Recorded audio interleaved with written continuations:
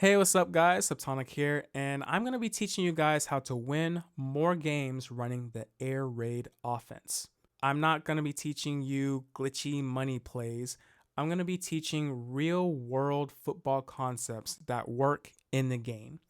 Because once you learn these concepts, you'll be able to take the knowledge that you've learned and apply it to college football 26, 27, 28, and so on. So if that's the kind of content that you like, you found the right channel. First concept that I'm going to be talking about on my channel is known as 66, or the Hitch Seam concept. And this is very straightforward. You're getting a 5-yard hitch by the number 1 wide receiver, and you're getting a seam streak by the number 2 with some kind of hook route check down by your running back.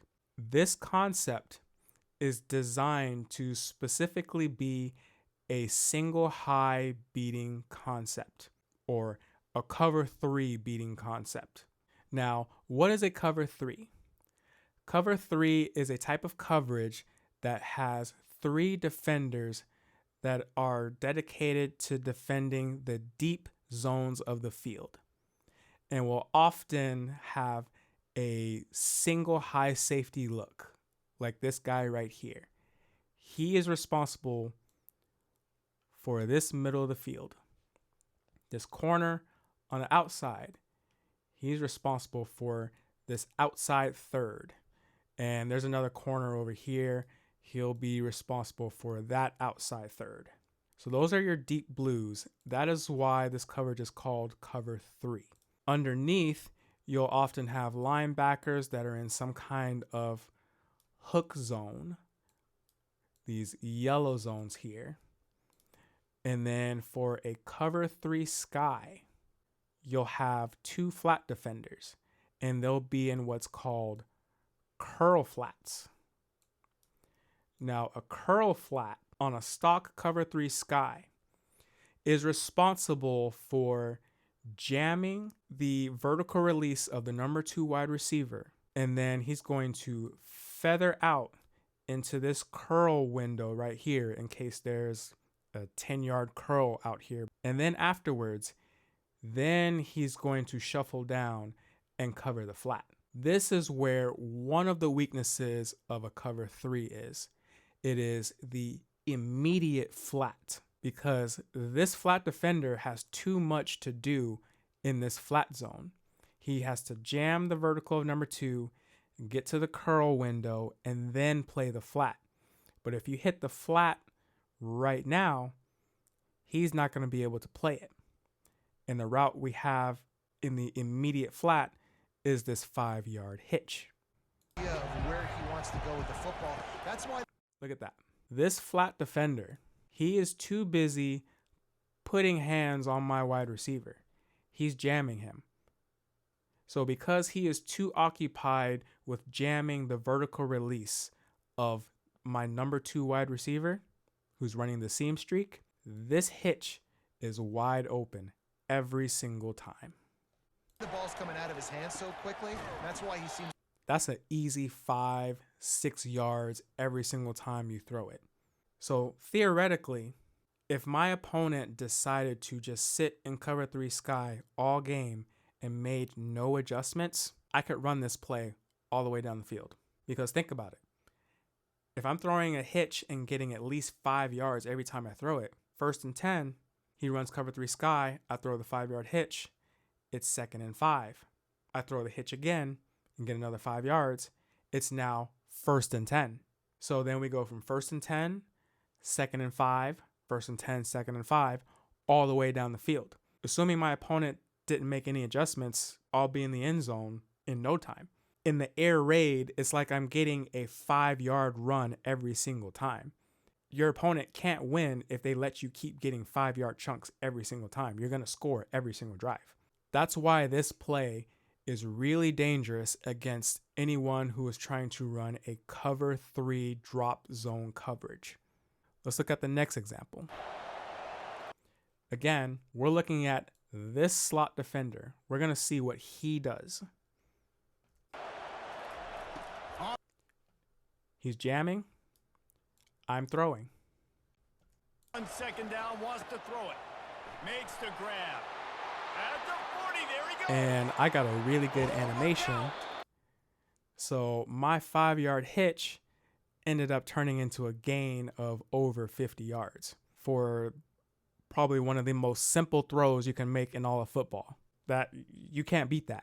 This is an example of me turning a 4 Verts play into a Hitch Seam because I didn't have Hitch Seam in my audibles, but he came out in the cover 3. But I had 4 Verts.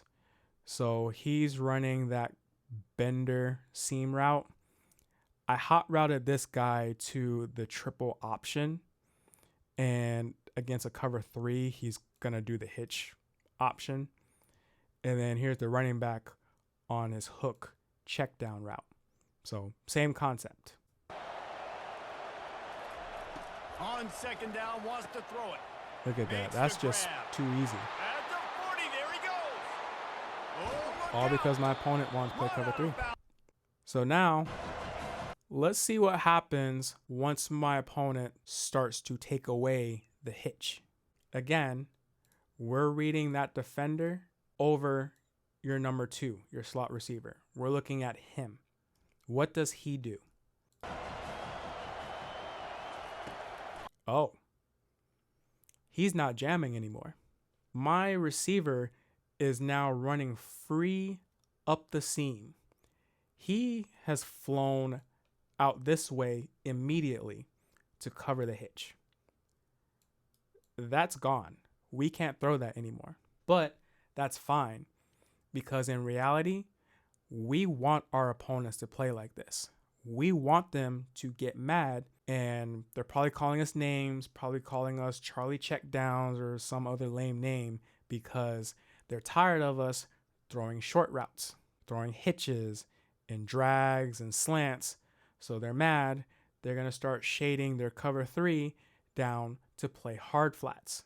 This is where the other weakness of a cover 3 now becomes exposed, and it's this seam area right here. This area is really weak in a cover 3 defense. In a normal cover 3 sky, this defender is jamming the vertical release of the streak in order to help defend the weakness of this coverage better, which is the seam. But now that he's not jamming him, he has a free release up the seam to split the area between this corner, well, that safety, and this corner. He's going to split those two. And now this is putting this hook zone middle linebacker in conflict. If he stays flat-footed, or he's hanging out too low and covering the running back who's leaking out of the backfield, and this receiver passes him, that's a touchdown. But if he backpedals, feathers back, gets in the window of this seam streak, well, now he's vacating a window to throw the check down to your running back and pick up 5-10 yards. So no matter what your opponent does with their cover 3 defense, it's going to be really hard to stop this play. On second down, wants to throw. Let's look at that again. This guy is going to fly out, take the hitch, leave this guy going up the seam untouched. He's going to pass this linebacker, and it's going to be a really easy touchdown from the 18-yard line.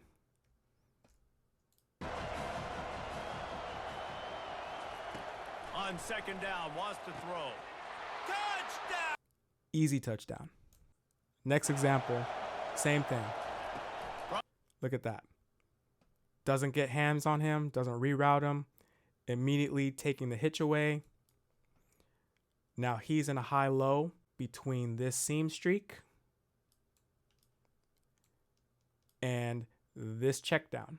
He's playing a little flat-footed, so we're going to hit this seam streak over his head and splitting the difference between this corner and this safety. On the gun, wants to pass. It's caught down. On the gun, wants to pass. It's caught downfield. Now, what if we end up getting something like this? I thought maybe it was a cover 3. It actually ended up being a cover 1. But look what he does with his coverage. Look at this defender right here. Look at that. He didn't fly out like he did on the previous examples. He didn't jam my wide receiver. He also didn't just immediately backpedal.